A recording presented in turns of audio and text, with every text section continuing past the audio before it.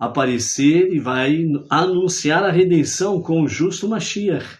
E é por isso que cantamos Eliyahu Hanavi, né? Pedindo a Deus, o soberano dos mundos, que ele envie Mashiach, aliás, que ele envie o profeta Elias, o profeta Eliyahu Hanavi, para anunciar a redenção final com o justo Mashiach, ok?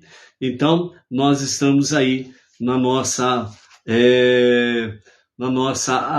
paraxá, uma nova paraxá da semana, ok? Tá no ar, Fof? Apareceu e sumiu. Apareceu e sumiu. Não, está no ar, né? Baruch Hashem. Esta semana nós vamos estudar então a paraxá Shelar, né? Nós estamos na 37ª porção do ciclo 5783, e dentro do livro Bamidbar, né, o livro de números no deserto, nós estamos na nossa quarta aliá, né? Então essa quarta aliá nós vamos estar aí do capítulo 13 até o capítulo 15, verso 41, durante essa semana. Então, essa semana nós teremos 119 versículos para estarmos fazendo as nossas meditações, ensinamentos, aprendizados, reflexões, né? Sem deixar de levar em conta os famosos puxões de orelhas, né? Então, nós temos aí 119 versículos para termos aí um puxãozinho de orelha. Até ontem nós estudamos 4.069 versículos. Com os 119 versículos desta semana, com a graça de Hashem, chegando no próximo Shabat, então nós estaremos completando 4.188 versículos estudados mais esta semana, ok? Mas até ontem foram 4.069 versículos. Isso é um dado, né, uma curiosidade que a gente gosta de trazer, porque os números eles falam muito forte, né? E então, à medida que as pessoas estão aí no dia a dia conosco, né, em à tarde com a Torá, e ao receber o dado, né, até aqui você estudou 4.069 versículos, então assim é um dado surpreendente em que a pessoa ela pode ser assim incentivada cada vez mais a participar dos estudos da Torá, em à tarde com a Torá, obviamente, e também fazer as suas leituras diárias, né? Porque chegando aqui nesse ciclo 5.783, já com 4.069 versículos, então vejam bem que a jornada até aqui foi maravilhosa, né? Então juntos nós estamos aí cada vez mais dentro do aspecto do estudo da Torá, ok? Como hoje é o primeiro dia da semana, então nós queremos trazer aqui para os amados a respeito, né, do cântico diário que nós temos no nosso Sidur, ok? Então, o nosso Sidur Bnei Noach, né, esse é o Sidur Bnei Noach que nós usamos, com compilação do nosso Rav Yaakov Geranstad, né, que é o líder do movimento Bnei Noach Brasil, né? E aqui nós temos, né, o nosso, dentro do Sidur, né, uma pequena biografia, da extensa biografia do nosso Rav Yaakov Geranstad. E aqui nós temos o nosso Rav Yaakov, né, recebendo das mãos do Rebbe Menachem Mendel, né, se eu não me engano, acho que é um bolinho de uma das festividades, deixa eu ver aqui, Rav Yaakov Geranstad recebendo um bolo de mel das mãos do Rebbe Menachem Mendel Snerson, né, o Rebbe de Lubavitcher, na véspera de Yom Kippur, no dia 9 de Tishrei de 5.752, né, 18 de setembro de 1991. Então aqui está o nosso Rav Yaakov Geranstad, né, junto com o nosso Rebbe Menachem Mendel. Então, quando nós falamos, né, que o nosso Rav Yaakov Geranstad é um emissário do Rebbe, nós estamos falando realmente com fundamentos, né? O nosso Rav é uma bênção para os Bnei Noach no Brasil e fora do Brasil, ok? O nosso Rav Yaakov Gerenstad, ele formou-se rabino na Sinagoga 770 em Nova York, no ano de 1994. E desde o ano 2000 atua como rabino da Sinagoga Beit Chabad do Brooklyn, ali em São Paulo, né? Cuidando e atendendo a comunidade judaica da Zona Sul de São Paulo. Fundou em 2010 o Colégio Or Menachem, com unidades para meninos e meninas.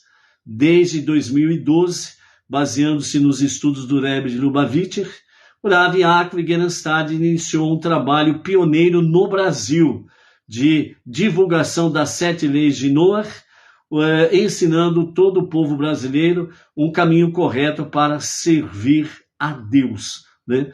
Então nós temos aí essa pequena biografia, de uma extensa biografia do nosso Rav Yaakov Gerenstad, né? Então vejam bem aí que, né, o nosso Rav, ele é o pioneiro do movimento Benei Noach Brasil, ok? Desde os anos 2012. Então nós estamos aí com 11 anos desta ação pioneira do nosso Rav Yaakov Gerenstad, né, que voltou sua atenção e os desafios, né, para os não-judeus, para que pudessem realmente ter a oportunidade de conhecer o monoteísmo com fundamento judaico e orientação rabínica. Então, por isso, né, mais uma vez mostrando para você, esse é o Rav Yaakov Gerenstad, é o nosso líder, é a liderança Benei Noach Brasil, ok? Então, cuidado por aí, né? Às vezes aparece algum rabino aí, né, querendo parecer, né, como o líder dos Benei Noach Brasil, então não caia no conto da carochinha não, viu? E nem se deixe levar pelo canto da sereia, né, ou do sereio, né? Se assim podemos dizer, né? Então essa é a questão. Então, amados, antes de nós entrarmos na nossa paraxá da semana e mandarmos o nosso shalom aos nossos amados que estão conosco aí, virtualmente falando, né? Nós queremos trazer para vocês aqui, peguei o Sidur por causa disso, né? O nosso Sidur Benei Noach, nós temos aí o Cântico Diário. O Cântico Diário você vai encontrar a partir da página 26 do Sidur Benei Noach.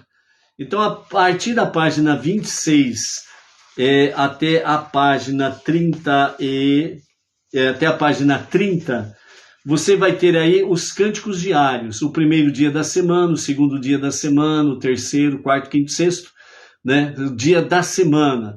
Depois, a partir da página 47, você tem as preces especiais de Shabat, né? E ali você vai encontrar o salmo especial para o dia de Shabat, ok?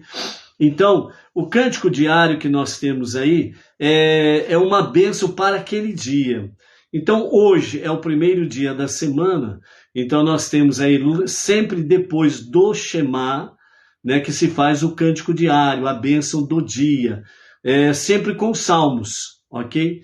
Então, hoje é o primeiro dia da semana, então nós temos aí Hayom Yom Rishon HaShabbat, ou seja, hoje é o primeiro dia para o Shabat, certo? Amanhã, segunda-feira, segundo dia para o Shabat, e assim sucessivamente. Então, cada dia da semana nós temos um cântico diário, sempre alicerçado em salmos, né? Então, hoje nós queremos deixar com você aqui, antes de nós entrarmos na nossa paraxá, a respeito do cântico diário. Então, entrou-se um capítulo de Terrilim, né, de Salmos, diferente a cada dia da semana. Hoje, no primeiro dia da semana, Yom Rishon, né, que é conhecido como domingo popularmente, etc. e tal, né? O salmo base, o salmo de bênção para o dia de hoje é o Salmo 24, certo? Na segunda-feira, que é o segundo dia para o Shabat, então é Yom Sheni. Yom é dia, Sheni é o segundo dia. Então, Yom Sheni, segundo dia, ou dia segundo, indo na sequência literalmente falando. E o salmo para o segundo dia é o Salmo 48. Na terça-feira nós temos aí o terceiro dia, que é Yom Shelishi. Yom Shelishi, terceiro dia. E o Salmo é o 82. Na quarta-feira, que é o quarto dia da semana, o quarto dia para o Shabat, então nós temos aí Yom Revi. Yom Revi, o quarto dia. E o salmo do quarto dia é o Salmo 81. Aliás, é o Salmo 94, ok? No quarto dia. No quinto dia, quinta-feira, é Yom Hamishi. Yom Hamishi. E o salmo do dia é o Salmo 81.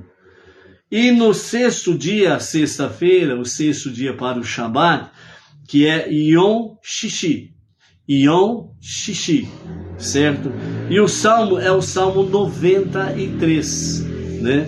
Nesse sentido aí tudo mais, né? E a partir da página 47 do Sidur, onde você vai para as preces especiais de Shabat, então depois do Shema, você vai ter o Salmo 92, que é o salmo e cântico especial para o dia de Shabat, ok? Então, vamos lá nos detalhes, né, o porquê dos salmos A, B e C para o dia primeiro, segundo, né, e assim sucessivamente. Então, Yom Rishon, primeiro dia, Salmo 24. Este é o versículo número 1 do Salmo: do Eterno é a terra e tudo que nela existe, o mundo habitado e todos os que nele moram.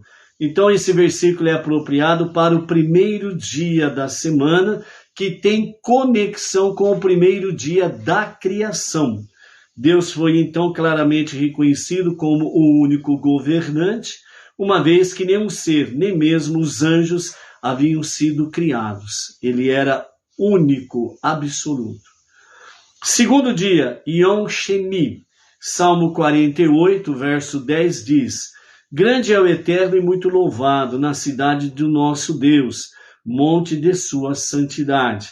No segundo dia da criação, Deus estabeleceu que o firmamento fosse dividido entre águas superiores e águas inferiores, denominando as esferas superiores sua residência, céus celestial, e paralelamente denominou um local com santidade especial no mundo inferior, onde ele iria residir, a cidade de nosso Deus, monte de sua santidade. Ou seja, a criação, né, o propósito de Deus era exatamente de fazer deste mundo a sua moradia. Apesar dos seres humanos mudarem o tempo para o cumprimento do projeto divino, mas ele continua sendo o objetivo de Deus, o objetivo de Hashem, de fazer deste mundo a sua moradia. Por isso, nós trabalhamos ombro a ombro com o nosso irmão mais velho, o filho primogênito de Deus, o povo judeu, para transformar no dia a dia este mundo para ser a moradia de Deus. Terceiro dia, Yom Shelishi. Yom Shelishi. Salmo 82, verso 1 diz: Deus encontra-se na Assembleia Divina, no meio dos juízes ele julgará. Então, nesse dia, o terceiro dia da criação, Deus juntou as águas em oceanos, expondo assim os continentes que seriam habitados. Contudo, não seria permitido à humanidade viver lá se exercessem justiça. Aliás, só seria permitido à humanidade viver lá se exercessem justiça, um dos pilares da sociedade humana, justiça. Se o homem pervertesse a justiça, Deus ordenaria aos oceanos transbordarem e inundarem a terra seca, como mais tarde aconteceu na geração de Noé, trazendo o dilúvio. Então esse é o aspecto do terceiro dia, do cântico do terceiro dia, sempre conexão com a criação. Quarto dia, Yom Revi'i. Yom Revi'i, quarto dia, quarta-feira. Salmo 94, verso 1 diz: Ó Deus da vingança, eterno, ó Deus da vingança, aparece. Então, nesse dia foram criados os corpos celestes. No futuro, Deus punirá todos os que praticaram a idolatria, né? Então, está aí. Quinto dia, né? Yom Hamishi. Yom Hamishi. Salmo 81, verso 2 diz: cantem em voz alta para o Deus de nossa força, proclamem com um grito jubiloso o Deus de Jacob. Neste dia, o Todo-Poderoso criou milhares de espécies de pássaros e peixes. Quem quer que os veja, proclama louvores a Deus em júbilo. Sexto dia, Yom Shishi.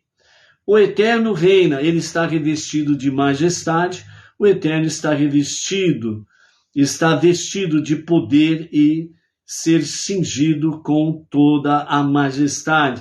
Salmo 93, verso 1, né? Esse versículo é apropriado para o sexto dia, no qual a gloriosa criação inteira foi completada e a majestade de Deus sobre o universo tornou-se então aparente, ok? E em Shabat, o sétimo dia da semana, o salmo é o 92 e o versículo 1 diz: um salmo, um cântico para o dia de Shabat, né? Esse versículo não se refere apenas ao Shabat semanal, mas também à era pós-redenção, o grande Shabat da história, que é a redenção final com o Mashiach, né?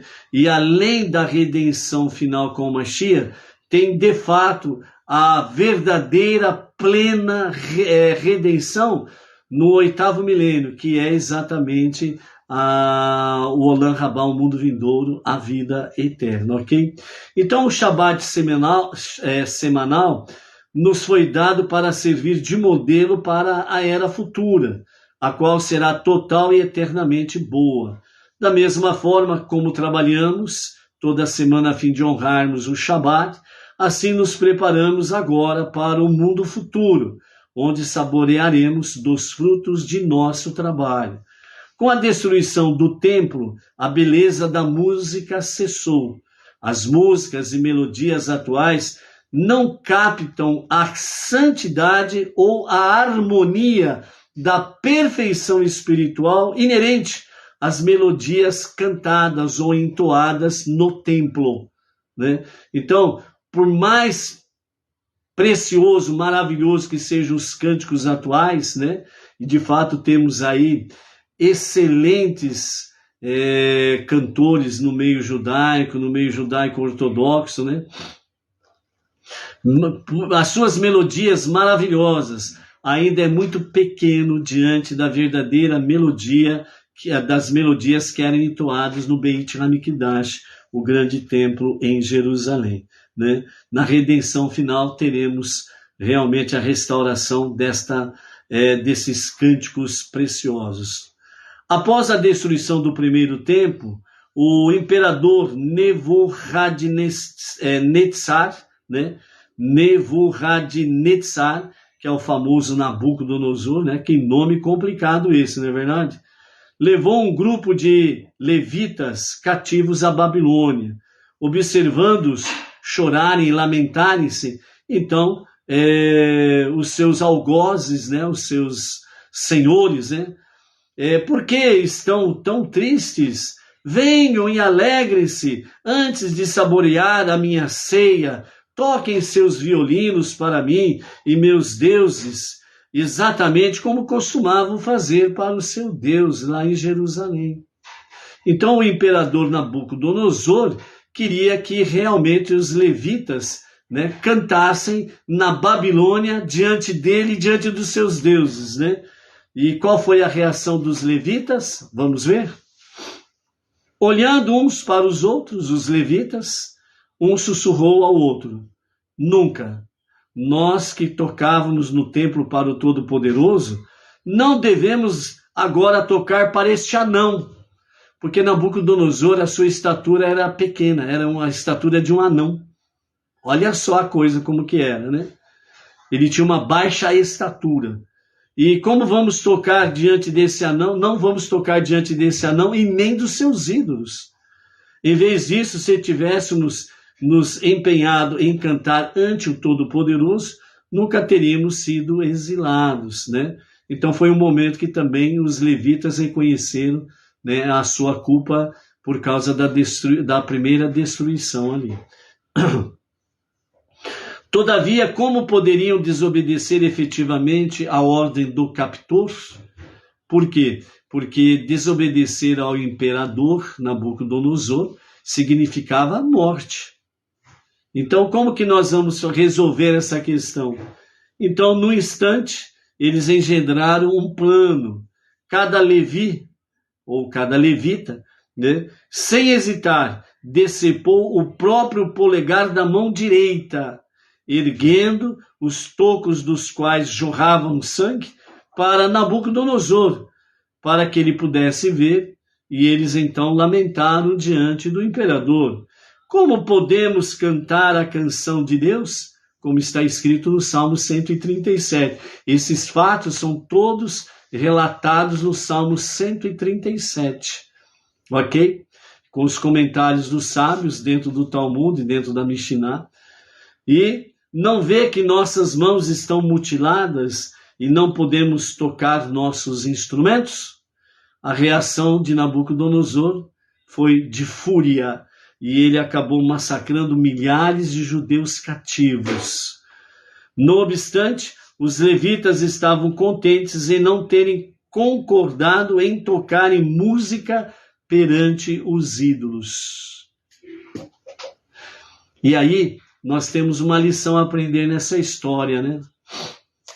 Como que pode um Beneinor tocar diante de ídolos ou cantar diante de ídolos? Fica aí a lição, né? Ou seja, temos liberdade de decidir, mas a nossa liberdade ela precisa ter compromisso, responsabilidade e precisa ter unidade com Deus. Senão a coisa fica ruim mesmo. Entendeu? Aquele grupo de levitas eventualmente retornou do exílio babilônico e testemunhou a reconstrução do segundo templo. Deus prometeu ao povo judeu, através do juramento, os levitas, os leviim, feriram sua mão direita por amor de mim, ou por amor a mim. Portanto, eu juro pela minha mão direita que finalmente derrotarei seus inimigos e restaurarei Jerusalém. Né? Foi restaurado Jerusalém, veio o segundo templo, né? E depois veio a destruição do segundo templo, o qual está até hoje somente o Kotel, o muro ocidental em pé, né? Aguardando a revelação do justo Mashiach para a reconstrução do terceiro e definitivo templo, que também esta palavra de Hashem, ela se completará completamente, perfeitamente, plenamente nos dias de Mashiach, onde realmente o terceiro templo será edificado em sua toda a geometria e todas as suas medidas serão maiores do que os dois primeiros templos, e também a sua santidade será muito superior à dos dois primeiros templos. Por isso, o terceiro templo ele será indestrutível. Ninguém colocará a mão para destruir o terceiro templo. Ele será definitivo. Baruch Hashem. Vamos aí dar o nosso shalom, shalom, né? A Mira Costa da Costa, Belém do Pará, né? E Mazal Tov pelo aniversário dela no dia de ontem, né? Atrasados, mas vale a pena. Mira Costa, né? Mazal Tov com todas as sortes de bênção da parte de Hashem para ti e toda a tua família. Temos aí o casal, a Gisele e o Edson Batista, filho de Maringá, Paraná. O João Simão, da cidade de Lins, aqui próximo à nossa cidade, aqui a nossa região de Bauru, juntamente com a sua família. O Valdir Freitas, a Maria Luísa Dantas, São Paulo, capital. O Nelson Calera, aqui de Pirajuí, a nossa cidade. Francisco das Chagas, a Eliene Menezes Torres, né? Orlando Leite e a sua esposa Alessandra Sato de Souza, de Curitiba, Paraná. é o casal ali, emissários em Curitiba, né? A Malu, da cidade de São Sebastião, Distrito Federal, né? Ali em Brasília. A Regina Oliveira, o Williams Félix, o Anderson Bezerra, o Paulo Alberto Tanque, São Paulo, capital, o Webster Rabelo, de Quixadá, Ceará. E aqui nós fazemos uma pausa para o Webster Rabelo, que hoje ele está fazendo aniversário, né? Então, o Webster Rabelo, que está aí ao vivo e a cores, o nosso Mazal Tov, né? Muitas felicidades, que o Eterno renove suas bênçãos sobre ti, família, em tudo aquilo que você colocar as suas mãos para o fazer, que seja em nome de Hashem, para o seu sucesso, o seu progresso, né, e a sua prosperidade juntamente com a sua família, né? Muita proteção, saúde, vida longa para servir a Hashem todos os dias da sua vida. Então, ao Webster Rabelo, né, estamos aí mandando o nosso Mazal Tov, muitas e muitas felicidades, Baruch Hashem, ok? A ele aí, ó, Webster Rabelo, amém, vem amém. Temos aí também a Iris Souza, né, da cidade de Santa Luzia, na Paraíba, né? A Iris Souza é sobrinha da Maria Viana, aqui da nossa sinagoga Beninoa Regional Bauru, né? Mais uma candidata a vir passar uns dias aqui na casa de parente para conhecer a sinagoga Beninoa Regional Bauru, Baruch Hashem. Temos aí também a Cristiane Araújo, a Thalia M. Palma, de Bragança, lá no Pará. Temos aí o casal, né, a Berenice e o Cássio Altafine, juntamente com as filhas Cassiane e Beatriz, de Campo Grande, né, Mato Grosso do Sul. Baruch Hashem. Temos aí a Roseli Carvalho, da cidade de São Francisco da Silva, né, em Santa Catarina. E temos aí uma visita internacional vindo diretamente da Itália, a Grace Lucy Laroche, né? Então, lá da Itália, Grace Lucy Laroche, né? Então, shalom a ti e toda a família, Baruch Hashem, né? Então, vamos lá, né? Temos aí também a Miriam Barros, de Brasília, né? Temos aí quem mais aí? A Luciana Rodrigues de Marília, que está por aí, a Tiesca Matos, Eusébio, Ceará, a Edilene Cardoso Rios, se não me falha a memória, parece que é de Jundiaí, né? Se eu não me engano, acho que é de Jundiaí. Lá vai ver que eu mudei Edilene de casa também, né? Temos aí também quem que está aqui? Vamos ver mais. Temos aí o nosso querido Emerson Felipe da Silva, né, que é emissário conosco ali na Sinagoga Beninoa Regional Bauru, né, juntamente com a sua família, sua esposa Débora e o seu filho Miguel, né, também está por aí. A Gessilene Gonçalves, né, a Gessilene Gonçalves, não lembro a sua cidade, ok? Temos aí o Jandir Dias, né, de Piauí, se não me falha a memória. A Marli Aparecida Costa, de Araraquara.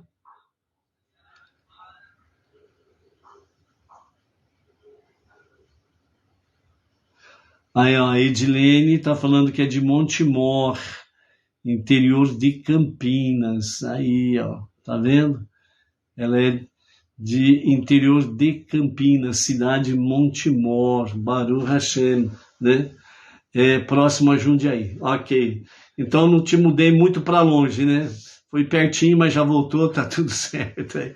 Baruch Hashem. Ok, amados? Então vamos lá em frente para a nossa jornada no deserto, né? Nós estamos aí na nossa paraxá semanal, né? Shelach, do capítulo 13, né? Que nós estamos aí, e do capítulo 13, verso 1, até o capítulo 15, verso 41, temos 119 versículos durante a semana para estarmos aí estudando, né? A Paraxá ela traz em si Shelah, mas ela também é conhecida como Shelah Lechá. E por que ela é conhecida como Shelah Lechá? Shelah, ela é exatamente envie, né? E por que Lar? Então, quando nós começamos a nossa aliá, a nossa primeira aliá, que é do capítulo 13, verso 1 até o versículo 20, então nós temos aí, Deus falou a Moshe dizendo, envie Shelah, homens, por você mesmo, Lechá. Então, Shelah Lechá, envie por ti mesmo, né? Então, por que nós temos essa expressão Deus usando com referência a essa questão aqui? Ao Jandir Dias, ele não é do Piauí, ele é de Campo Grande, Mato Grosso do Sul. Maravilha, né? Então, o Jandir Dias e a esposa Rosângela, né, são de Campo Grande, Mato Grosso do Sul. Pronto, Jandir Dias, tirei você lá do Pará e já trouxe você de volta para a região centro-oeste do Brasil. Fez uma rápida viagem que não deu tempo nem de conhecer Pará, né, Jandir? Baruch Hashem. Eu sou muito bom para trocar nomes e localidades. Fiquem tranquilos com isso. Baruch Hashem. Alguém chegou aqui com uma bebida estranha. Quem será, né, minha gente? Então, por que Deus usa Shelah Lechá? E por que também fica conhecida como Shelah Lechá? Envie por ti mesmo. Porque os espias não foi uma decisão divina, mas foi uma decisão de Moshe e o povo. O povo cutucou, né, Moshe para enviar espiões, para saber, né, a respeito da terra. Deus já tinha garantido que a terra era deles. A posse da terra era deles. Então Deus não precisava enviar espiões de coisa nenhuma. Mas, lembra que o nosso Rebbe vai falar a respeito de além dos limites, né? Então, nós vamos ver isso daí. Então, Deus deu a promessa. Foi a mesma coisa que aconteceu diante do Mar Vermelho. Enquanto estava o mar de juncos diante deles, e atrás estava o exército do faraó, Moshe começou a fazer prece, e Deus falou para Moshe, Moshe, não é hora de prece, é hora de agir. Eu já disse que vou levar vocês para a terra prometida, diga ao povo para avançar dentro do mar. Para avançar para dentro do mar. Certo? E foi onde que Nachshon foi o primeiro a se lançar no mar, da tribo de Erudá. E aí o mar se abriu. Então, e ali estava essa questão, Deus, ele fez a promessa. A questão era atravessar o Rio Jordão, eles estavam às portas da terra prometida. Era atravessar o Rio Jordão, partir com seus exércitos para guerrear com aquelas 7 nações que ali estavam, mas a vitória já estava garantida. Mas o povo decidiu enviar espiões. Baruch atah Adonai Eloheinu melech haolam, asher hakol nהיה b'divaro. Amém. Escutou o amém da Edna? Você falou amém, Edna? Amém.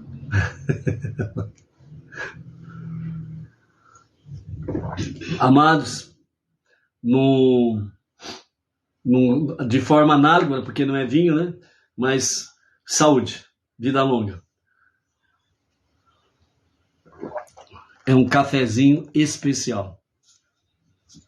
Que Hashem permite que logo, logo possamos, com alguns ou muitos, com todos é impossível, a gente sabe disso, né? Tomarmos juntos um cafezinho da Edna aqui em Bauru, né? Numa visita que os amados possam assim o fazer. Ok? Grato, dona Edna. Não, agora não dá. Mas não. Senão vou ficar só no café aqui. Francisco da Chagas. Baruch Hashem, Francisco. Depois escreve o nome da cidade, Francisco. Eu também não lembro agora o nome da sua cidade, ok? Baruch Hashem. Então, amados, o povo chegou, deu uma prensa em Moshe, vamos enviar espiões. E Moshe falou assim, peraí, eu não vou decidir isso daí não, deixa eu conversar com Deus, como ele sempre fazia. E ele foi e apresentou a situação para Deus. Então aí Deus respondeu para Moshe, Shelar, meu Deus. Tivemos aí uma queda do sinal. E nós estamos usando o sinal da Vivo ainda por cima, hein? Espero que o Vivo não morra logo, de novo. Ok? Baruch Hashem. Francisco da Chagas, João Pessoa, Paraíba, Baruch Hashem. Então está aí, né? O Francisco Chagas, né? Temos aí a Regina Lúcia também, que está por aí, né? Depois coloca o nome da cidade para nós aí, Regina Lúcia, Baruch Hashem, ok? Então, amados, e Moshe consultou Deus, então Deus falou para ela, né? Que realmente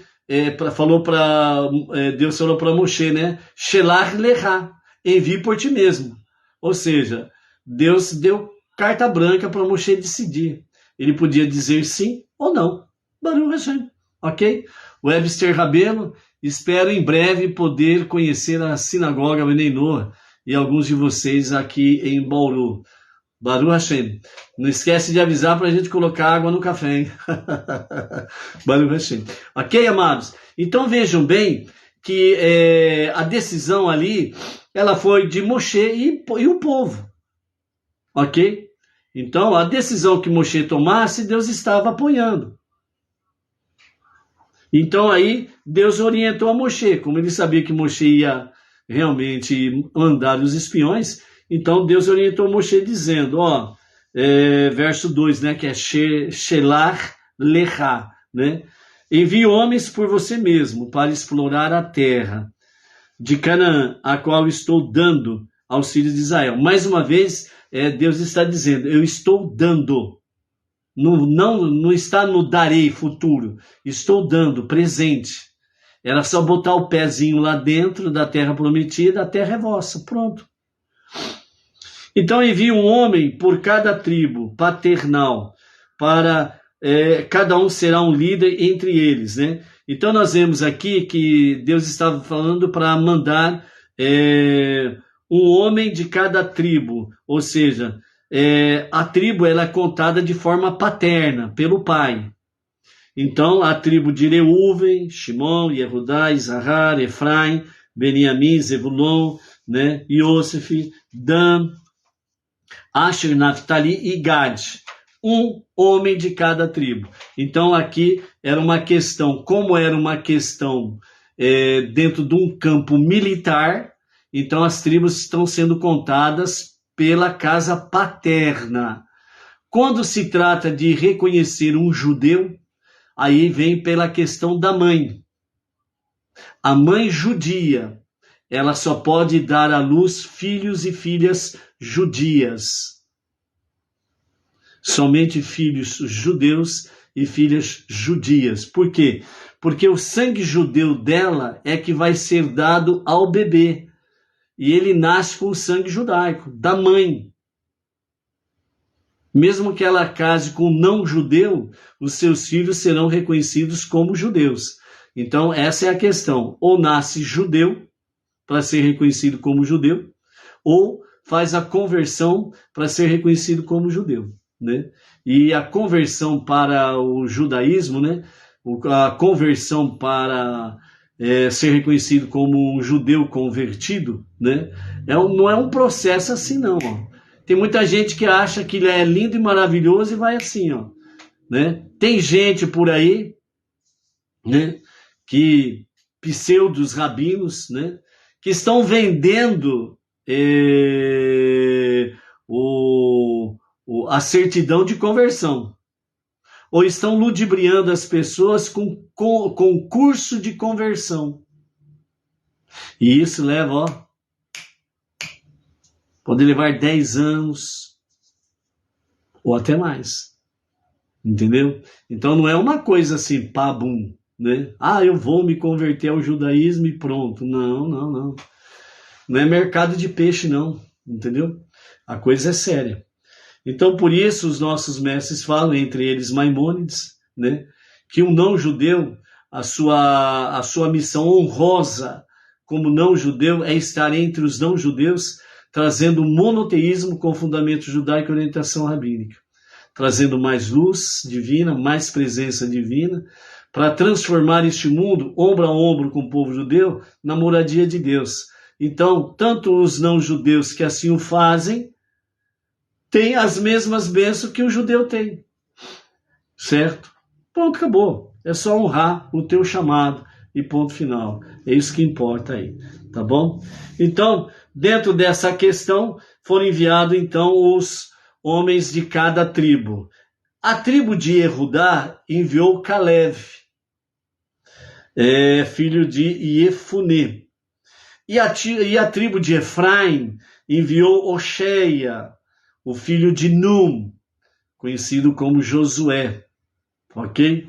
Então, nós temos aí Josué, o seu nome, né? Que é Oxéia, ele passa a ser chamado de Yehoshua. Ele recebe 2 letras do tetragrama sagrado, né? Yud e Rei. Ele recebe 2 letras do tetragrama sagrado, que é um dos nomes de Deus. Então, isso faz uma alusão ao fato de Moshe ter rezado por ele, que Deus o salve do conselho dos espiões, né? Então, Urashi, ele traz esse comentário porque Moshe era um profeta.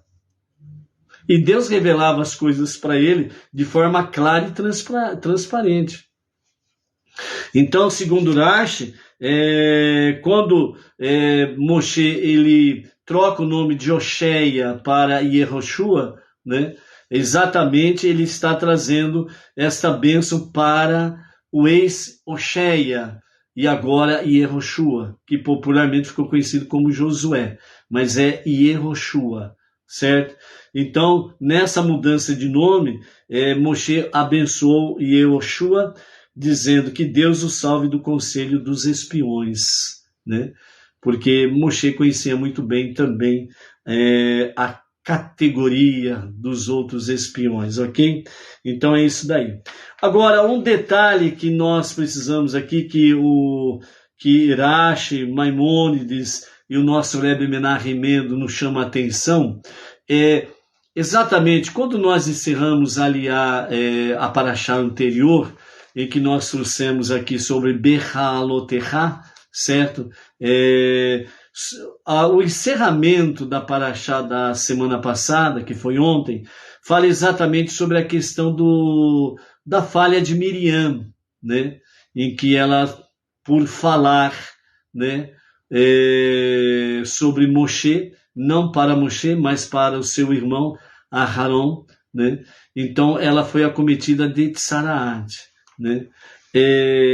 Então, logo em seguida, tem a questão dos espiões, né? E depois, nessa paraxá, além dos espiões, que serão casos vistos aqui nos capítulos 13 e 14, e depois vamos entrar em demais leis pertinentes aqui à paraxá da semana. Então, o Rashi, ele traz assim, por que a Torá traz exatamente Miriam e a sua falha e os pecados dos espiões, né? E sendo que há numa visão simples, né, para entendermos, o pecado dos dois foi a mesma coisa, foi falar demais, entendeu? Miriam falou demais e os 10 espiões falaram demais, e nós vamos entrar em mais detalhes, né, principalmente amanhã. Então, Rashi traz para nós, e o nosso Rebbe Menachem Mendel, nos comentários do Rumash, né, ele vem citando estas questões aqui. Traz para nós a seguinte questão: o pecado dos espiões, imediatamente depois do relato do pecado de Miriam, né, desperta os seguintes aspectos aqui, que são 2. Primeiro, Os espiões foram enviados no dia 29 de Sivan, imediatamente depois da conclusão do período de quarentena de Miriam, que foi no dia 28. Então, no dia 28 de Sivan, terminou a quarentena, que eram os 7 dias de Miriam, certo? E já no dia 29, os espiões foram enviados. Então, por que Rashi pergunta? Por que a seção que trata dos espiões se segue a seção da fala de Miriam? Certamente, a razão é óbvia, porque um evento ocorreu logo após o outro, sequencial. Segunda questão, Rashi escreve que Miriam foi punida por estar preocupada com o assunto da fala, e não simplesmente punida por Lashon Hará, maledicência, né? Então, a Miriam, ela não pecou o Lashon Hará, a maledicência, a língua maldita. Ela não pecou isso. A sua preocupação foi o assunto da fala, né? Lembra lá que ela escutou a esposa de Moshe dizendo que as 70 esposas dos 70 anciãos teriam motivo de tristeza porque perderiam seus maridos, né? Então, Miriam estava preocupada com o assunto da fala, né? O que vão falar, né? Em vez de ir direto para Moshe, ela foi para Arão. Esta foi a falha de Miriam, né? Bem diferente dos 10 espias, né? Então, Rashi, ele responde essas questões, né? Dizendo, ela foi punida por estar preocupado com o assunto da fala, por ter falado de seu irmão, né? Sobre esse aspecto que acabamos de dizer. Enquanto que esses perversos, os 10 espiões, viram o que aconteceu a ela, viram o que aconteceu com Miriam. Fazia um dia que ela tinha saído do seu isolamento de 7 dias. Eles viram o que tinha acontecido com ela, por causa da fala, né? Mas não aprenderam a lição. Por isso que os 10 espiões que blasfemaram contra a terra e também falaram que era impossível Deus dar para eles a vitória diante daquele quadro que eles viram lá, né? Então fica difícil obtermos vitórias ali, né? E nós vamos ver que num ponto eles tinham razão, mas eles foram além do limite, além da fala. O problema é esse. Você vai falar uma coisa, você vai falar uma questão aí que está dentro do aspecto de você falar ABC. Só que você não se contenta de falar o ABC, você quer falar o alfabeto inteiro. Você quer falar mais do que deve. E na realidade nós precisamos aprender a falar menos. Porque quanto mais se fala, mais se erra. Essas são as 2 lições de Miriam e dos 10 espiões que nós podemos aprender aqui. Então precisamos tomar cuidado no nosso dia a dia, o falar demais, né? Por isso que tem aquele famoso ditado, né? Quem fala demais dá bom dia a cavalo, né? Fala tanto que não consegue discernir o cavalo do humano. Em vez de falar bom dia para o humano, ele acaba falando bom dia para o cavalo, né? E aí acaba falando para o humano, né? Vai daqui, vamos. Porque fala demais, fica cego, né? Então é tomar cuidado com isso daí, ok, pessoal? Então, porque eles não aprenderam a lição de Miriam, então eles foram chamados de perversos. E outro detalhe, né? Miriam, ela não fez ninguém errar, ela não fez ninguém pecar. Enquanto que os 10 espias, ele fez toda a nação pecar. Porque toda a nação chorou, se lamentou, né? Levantou um murmúrio de choro que não tinha tamanho. Então os 10 espiões levou o povo todo a pecar. E quando Josué, né, Yehoshua e Caleb tentou defender, eles quase foram apedrejados se não fosse a intervenção divina. E Miriam não levou ninguém a pecar. Ela apenas foi fazer uma observação. Em vez de fazer direto com Moshe, ela fez com Aharão. Essa é a questão, porque Miriam, ela foi punida mas ao mesmo tempo ela foi milagrosamente curada imediatamente, né? E como teve a manifestação da Tsaraat, ela precisou cumprir a lei, ficar em isolamento durante 7 dias. Mas ela não levou ninguém a pecar.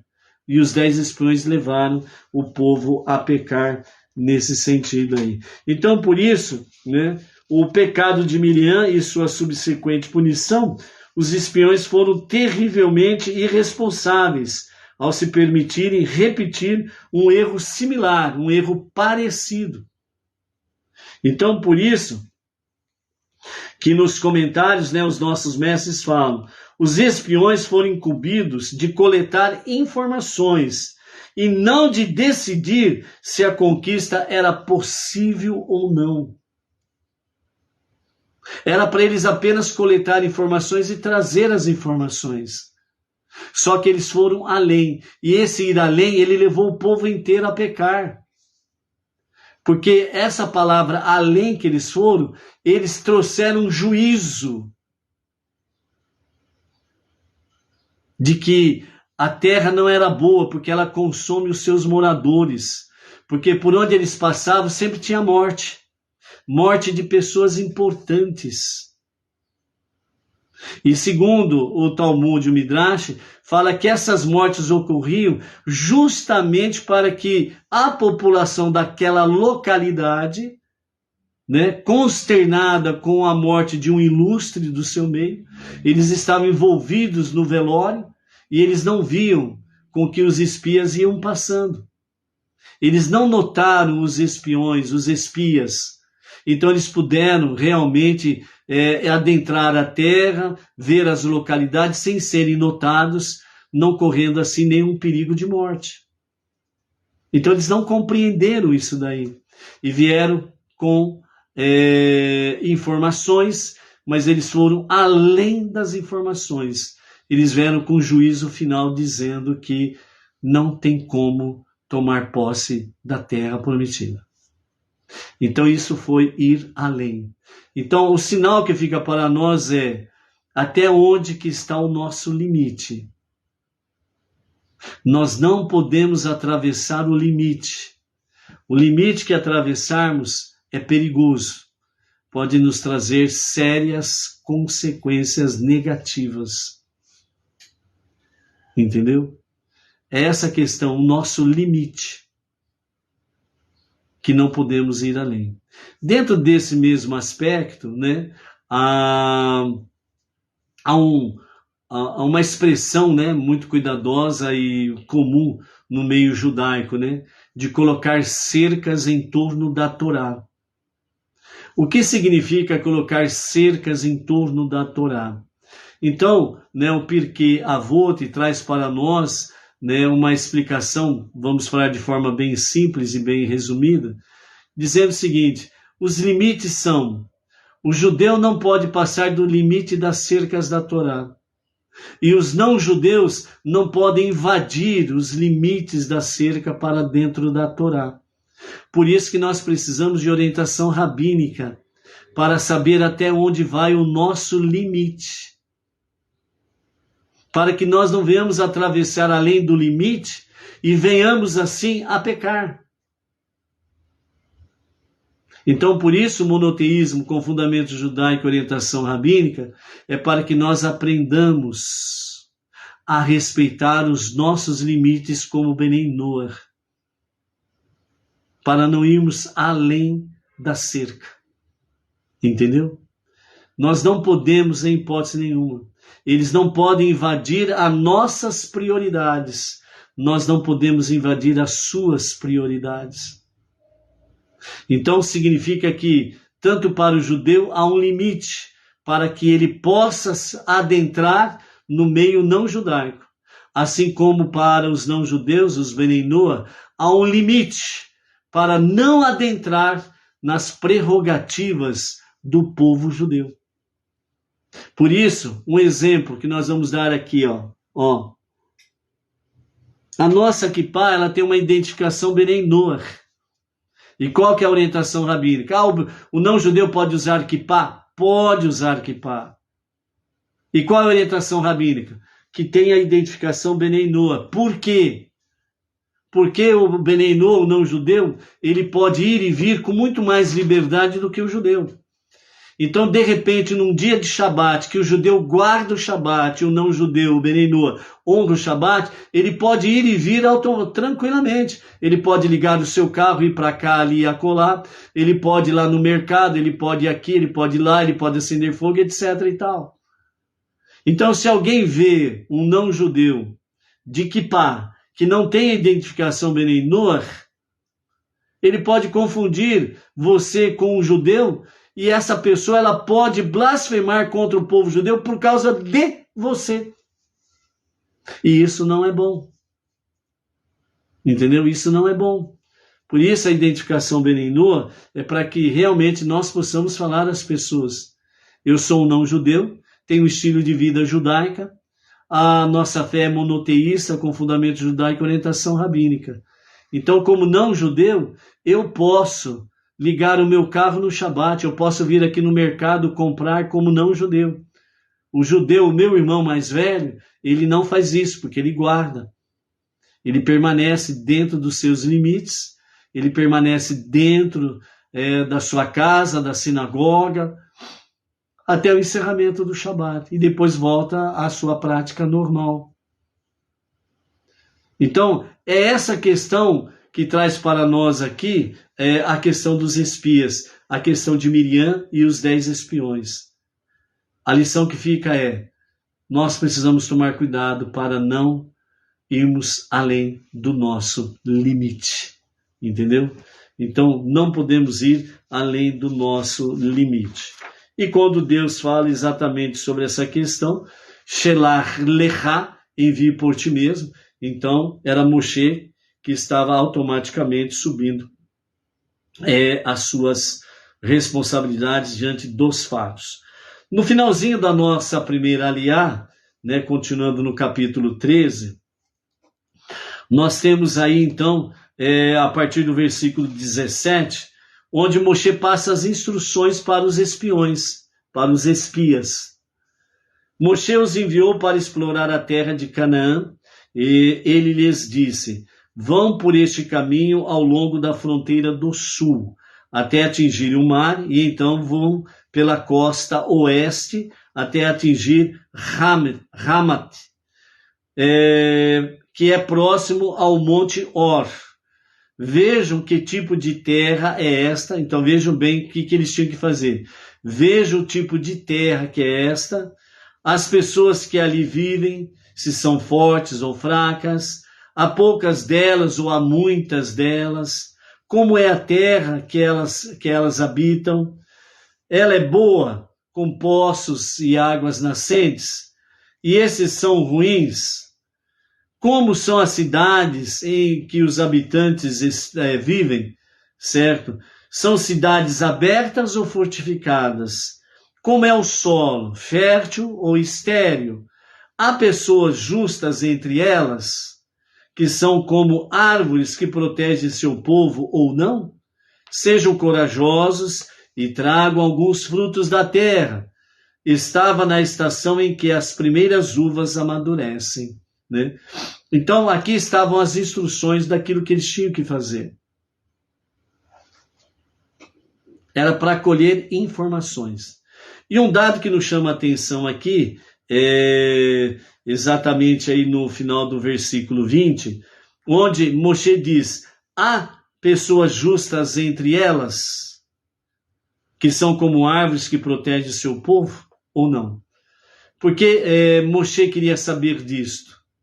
Porque se houvesse um justo ali, ele saberia que não poderia vencer aquela cidade ou aquele exército ou aquela nação. Eram 7 nações que ali habitavam. Então, se tivesse um justo ali, ele não poderia atacar. Então, exatamente aqui é que os nossos sábios dizem, foi exatamente nesse momento que os espiões estavam passando, que o justo Jó, Iov, faleceu. Então, o único justo que havia na terra de Canaã era Iov, Jó. E quando os espias estão passando, né, então Iove morre. E toda a cidade e as cercanias dela vão ali para prestar homenagens ao seu ilustre, ao seu cidadão ilustre que tinha morrido. E os espiões passaram desapercebidos. Ou seja, o justo Jó, ele protegeu os espiões até no momento da sua morte. Então, o último obstáculo, por assim dizer, para tomar posse da terra era o justo Jó. Agora, como ele morreu e não havia mais nenhum justo entre aquelas 7 nações, então o caminho estava aberto para a vitória, como Deus tinha prometido de fato. Então vejam bem como que é algo realmente espetacular dentro desse sentido. Quando estava na estação das primeiras uvas amadurecerem, né, em que a Torá menciona aqui, então os nossos mestres do Hassidismo, eles nos ensinam a seguinte questão: Moshe não ordenou aos espiões que trouxessem especificamente as uvas, mas apenas frutos, como diz o verso 20. E nós vemos que eles trouxeram várias frutas, uvas, romãs e figos, como nós vamos ver amanhã no verso 23. Então, por que a Torá ela enfatiza que estava na estação em que as primeiras uvas amadurecem? E não simplesmente menciona a época em que as frutas amadurecem? Então, a resposta para isso é: o processo de espionar a terra para conquistá-la, como consta aí dos versos 17 a 20, representa a nossa missão diária de avaliar sobre como avançar ou conquistar, né, como avançarmos na conquista deste mundo físico para Deus. Ou seja, usando mais efetivamente o tempo e os recursos para a Torá. O versículo 20 conclui que a meta desse processo é representado pelas uvas. As uvas são únicas pela visibilidade de suas sementes, através das suas peles. E isso nos ensina que o objetivo da nossa observância é tornar, melhor dizendo, transparente a pele física deste mundo para o seu propósito espiritual mais elevado. O que significa isso? Significa que quanto mais nós trazemos luz e presença divina para este mundo, mais este mundo ele começa a se dissipar das suas quelipote, as suas cascas, e ele começa a se tornar mais transparente para a finalidade, o propósito espiritual dos últimos dias, para a redenção final. Ou seja, em um nível mais profundo e elevado, o mundo não é o que você vê. O verdadeiro mundo não é o que você está vendo. Com todas essas maldades, corrupções, crueldades, idolatria e companhia limitada. O mundo não é como você está vendo. Como as uvas amadurecem, a pele da uva ela é quase totalmente transparente, dá para ver suas sementes, o seu interior. E a finalidade de nós, ombro a ombro com o nosso irmão mais velho, o filho primogênito de Deus, o povo judeu, de trazer mais luz, mais presença divina para transformar este mundo para ser a moradia de Deus, é exatamente agirmos para a conquista deste mundo. Fazer com que as quilipote, fazer com que as cascas de todas essas questões negativas e energias destrutivas e malignas venham ser destruídas e aniquiladas, para que o verdadeiro mundo possa brotar, florescer, aparecer. Então é por isso, amados, que de fato nós temos uma grande lição a fazermos no nosso dia a dia. Por isso, nosso Rebbe, Menachem Mendel, fala que os erros dos espiões constituem em ir além do objetivo de sua missão e extrair conclusões pessoais a partir do que haviam visto. Moshe lhes havia pedido apenas que vissem a melhor maneira de conquistar a terra, não se era possível conquistá-la, porque isso Deus já tinha dado a palavra da conquista. E os espiões não precisavam ir além dos seus limites e decidir contrário à vontade divina.